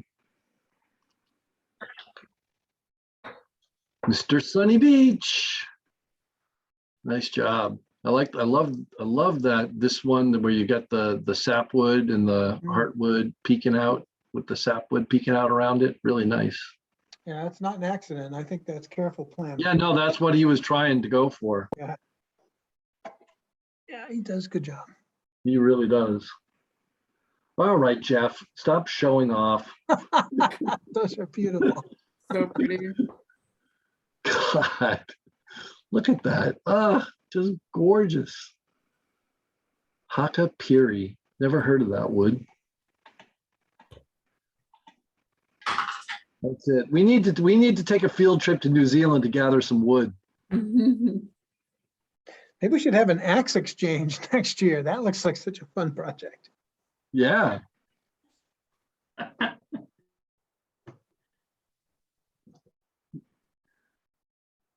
Okay. There's spreaders in there. Lion Valley. Yeah. Yeah, that's Kamal. Yeah, he just texted me and he's got a picture that we'll see in a little bit. And he's like, I think he said he's got 12 more or 20 more, something crazy like that. I think Kamal usually finds like a form that he likes too and just kind of does a mini batch of them, which is pretty cool. Wow, that picture really makes them pop now. You can really Isn't it? see it. That's gorgeous. Yeah. Love that blue. If anyone here thinks Kamal isn't playing a joke on you currently, he might be. There's no way to know. Kamal is the grandmaster of long-term jokes. That's right. That was so funny. When we were I'll tell that story another time. Yeah, okay. It's a long story. He basically played a joke on me that he didn't tell me about for like 9 months. So I was left wondering if something was, it was amazing. That was incredible. All right, Mr. Couples, gorgeous. Very nice. I really love the cutting through the milk paint so that the light wood pops out. That really, I think, works super well. Like that with the little chips. That's really cool. Beautiful.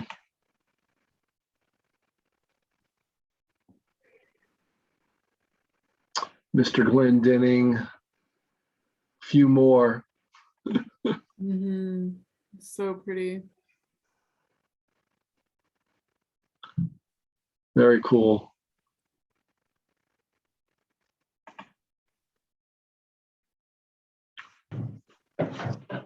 Nice. The facets really look fantastic on this. Yeah, I really like the plainness of this. I do too. Very crisp.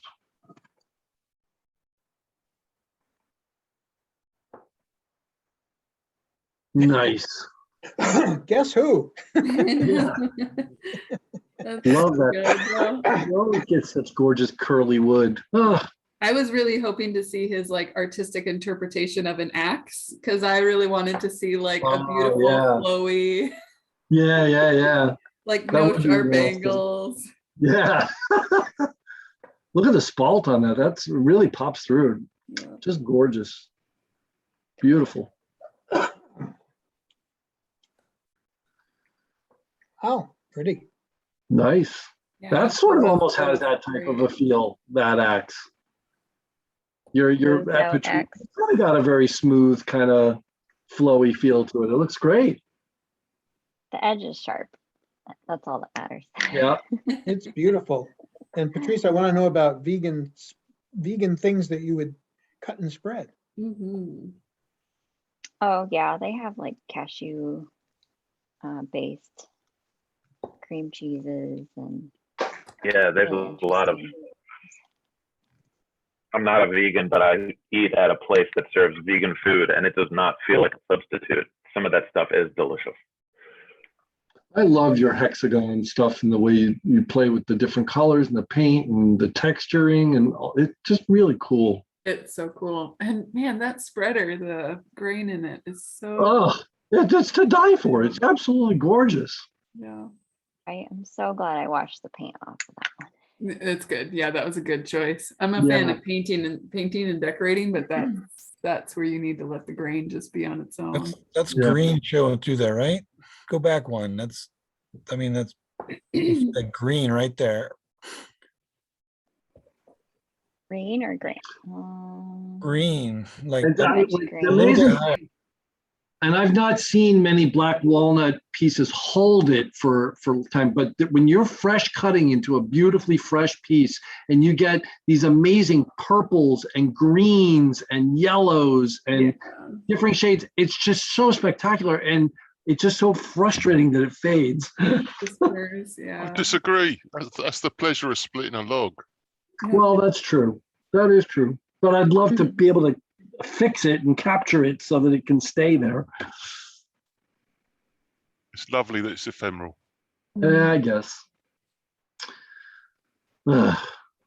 Is the hexagon, is that organic chemistry? Is it beekeeping? I just like that it can be open to interpretation. But yeah, it's like, I love how the shape fits in, the interlocking shape. I love that it's like a nod to science. It's definitely a shape in nature that has been mimicked. Oh yeah. So Look at that spoon rack. Look at Really that spoon rack. resonates with me Wow. from playing lots of strategy games. Yes, I play a lot of those too. You're right. Sorry, I stomped on somebody. Don't worry, Chuck. It was only me. I just commented on a fantastic spoon rack. Yeah. Oh yeah. There's some real characters on there. Yeah, there's good ones. Oh yeah. I've got to make a spoon rack. I've not. That's something else that's on my long list of to do. Half That's a of those really are cool template shot. spoons, so Yeah, little rise Beautiful up there. work. Mr. Sunny Beach in progress. Spoon rack. That's another challenge. Oh is a yeah, spoon we rack. should do a spoon rack challenge. But I wouldn't want to do a design. Like I wouldn't even want to put a design. Just almost. Well, let me ask a question. Open question here. I'm looking for feedback.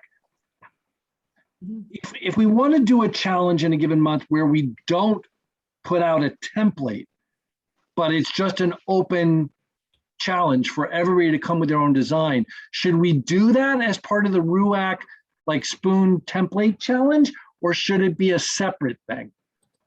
Last year we did like the honor the grain challenge, which was very open to interpretation. That feels like it was kind of a bring your own spoon. Yeah.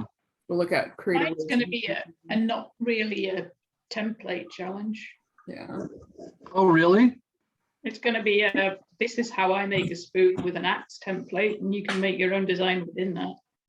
Ah, tricky. All right, cool. But I mean, but how do people feel like we wouldn't have like something to actually post, right? Other than a description of what the challenge is about. Yeah. I mean, does that feel to people like, do you think we'll lose participation if there's not an actual template? No, I think it's going to be okay because the imagination is a little bit more free, but at the same time, a lot of people might be, seem maybe be a bit uncomfortable because they don't have anything to start from. Right. That's sort of where I would tend to fall, in the sense that I mean, I like to get creative, but I tend to be derivatively creative, let's put it that way, where like it's almost like a writer facing a blank page versus being given the start of a sentence, now go. You know what I mean? Yeah. I think Somehow the that's blank page is more intimidating to me. But I think it would be a good idea to provide. I think it would be a good idea to provide a suggestion, or say like, here's one way you could do it, and that way we could keep the traditional spoon template challenge format. I would agree. And even coming from this template challenge with 3 objects, I had a lot of people reach out to me not knowing where to start. Like having 3 things on one template was a bit overwhelming. And I think it became that paradox of choice of like feeling like you have to do it all or nothing. So I think giving one suggestion is ideal to get the most participation. And then every once in a while you can get creative and do other things. I would be happy to draw up a set of plans for a spoon rack. Yeah. That wouldn't be difficult. Okay. Cool. Can I put you on the list then, Julian, for after? Yeah, go ahead. All right, cool. I'll put it down for after Oren's. Here's the spoon rack, by the way, for anyone who hasn't seen it. I'm sure everyone has seen it, but if you Hold haven't on, seen wait. I got to go find you. Let me try and spotlight you so we can see it. I should stop sharing. Well, wait a minute. Hold on. Well, can I both spotlight and share? If I spotlight Julian, do you see him at all, or are you still seeing what I'm sharing? I'm seeing Julian just because he was talking. I'm seeing both. I'm seeing the sharing. Looks good. So you can choose how much you want to see. But so here's the spoon rack. I think this is I mean, it requires a bit of carpentry skills compared to spoon carving skills. So that would be an interesting thing to see from folks, I think. All right, cool. Yeah, we'll give it a shot, Julian. I'll put you. Yeah, and it's I mean, spoon racks, as Julian showed here, it's a standing one, and then we have those who hangs on the wall. So yeah, that would be absolutely a challenge. Yeah, actually, Julian, that's a great point. It would be really cool if you could do something that could be like a either or, like a wall mounted or a stand mounted. Oh, I don't well, know.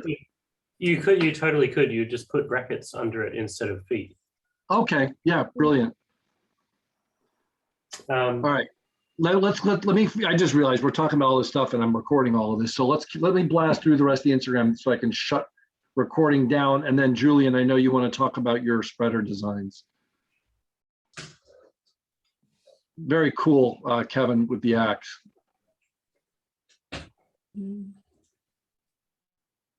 There's Kamal's spreaders, really nice.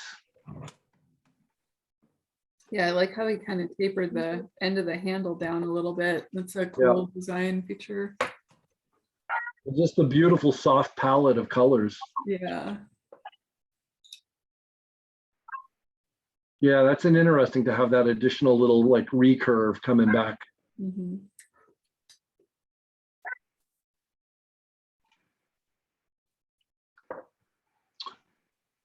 So good. That's so cool. I think those pictures. That is such a great picture. Perfect for the setting. Right? Like it doesn't get any better than that. It's so good. That's making me so hungry right now. I know. It's so delicious too. Maybe a beet hummus or something. Right? Brilliant. That plate. Such a fun display. Yeah. Wow. Nice. I like the offset there, so that it pops. The blade kind of pops out of the handle like that. That's cool. That makes it look really like Neolithic, like that's a piece of obsidian hooked to a piece Right. of wood. Exactly. Yeah, that's a great observation. Piece of, Wow. yeah. Wow, Right? wow, right? wow, wow, wow. Oh my God. Right? And how would Like you the keep stair track of stepping, it? that's just incredible. I would totally screw that up if I tried that. Me too. Nice job, Jürgen. Right? Let's have Jürgen teach us to step carve. That Right? would be a cool demo. It's like step dancing in wood. Yep. Wow. That's mind blowing. Absolutely spectacular. And that's the end of the Instagrams posts. I think there's I a think couple more people who have posted since. Maybe if you refresh it.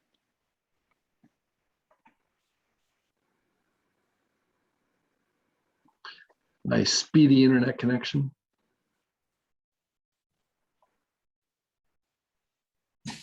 Most recent. Ah, okay. Maybe not.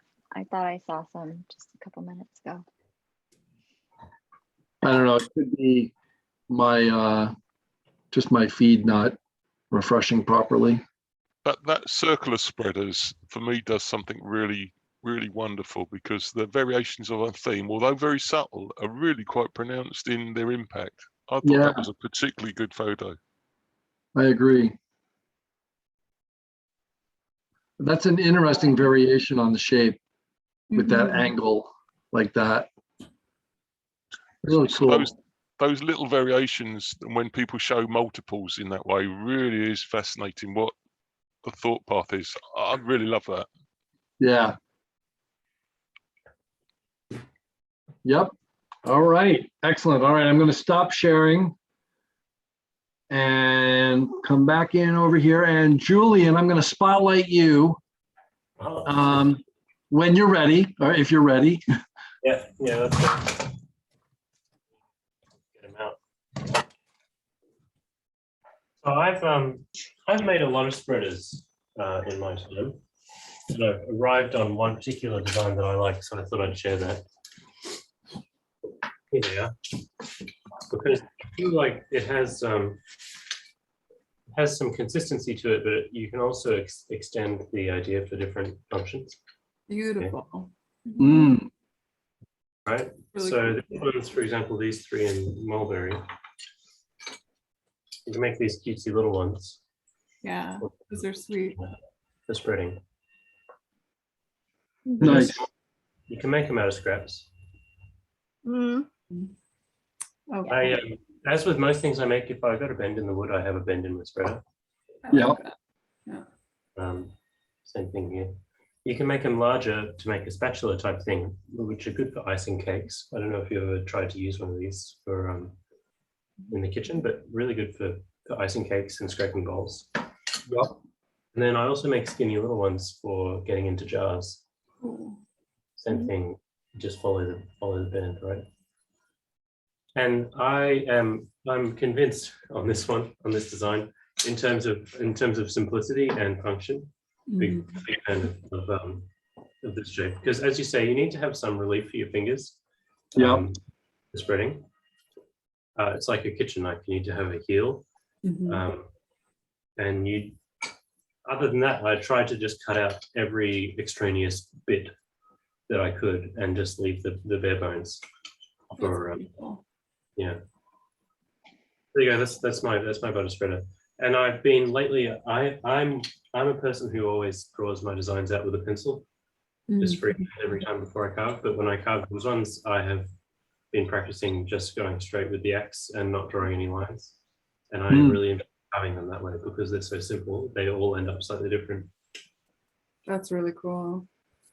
I think Julian, one of the things that I like about your work is you nail like the elegance of simplicity. Like they just look so graceful and beautiful because you're thinking about that design. I really, really like that. Thank you for sharing.